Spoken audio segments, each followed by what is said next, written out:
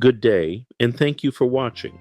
If you're a beneficiary of a trust in California and you're thinking about challenging it, there is one clause you need to understand before you take any action. That clause is called a no contest clause, and depending on the situation, it can put your inheritance at risk. Let's start with the basics. A no contest clause is a provision in a trust that is designed to discourage legal challenges. It typically says that if a beneficiary contests the trust and loses, they may lose what they were supposed to receive. Now here's the key.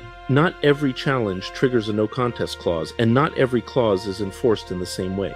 California law has specific rules about when these clauses apply. Now let's talk about what that means. In general, a no contest clause may be enforced if a beneficiary brings a direct challenge to the validity of the trust without what is called probable cause. That's an important term. Probable cause means there is a reasonable basis based on facts and evidence to bring the challenge.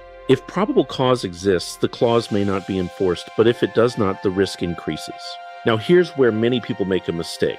They assume that if something feels unfair, they can challenge it without consequences. But trust litigation is not based on feelings. It's based on legal standards and evidence.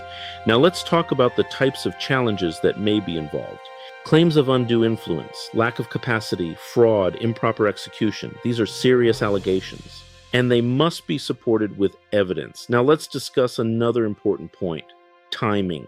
If you are considering a challenge, there may be deadlines, and those deadlines can affect your ability to act. Waiting too long can limit your options. Now let's talk about strategy. Before filing a challenge, you need to evaluate the situation carefully. What evidence do you have? What are the risks? What does the trust say? Because once a challenge is filed, the process begins. Now let's discuss another issue: partial challenges. In some cases, a beneficiary may want to challenge only a portion of a trust. But even then, the no contest clause may come into play. So understanding the scope of the clause is critical. Now let's talk about documentation. If you are considering a challenge, gather information. Prior versions of the trust, medical records, communications, witness statements, because your case will depend on what can be proven. Now let's address another common misunderstanding. Some people believe that if they lose a challenge, they automatically lose everything, but the outcome depends on the specific language of the clause and how the law applies.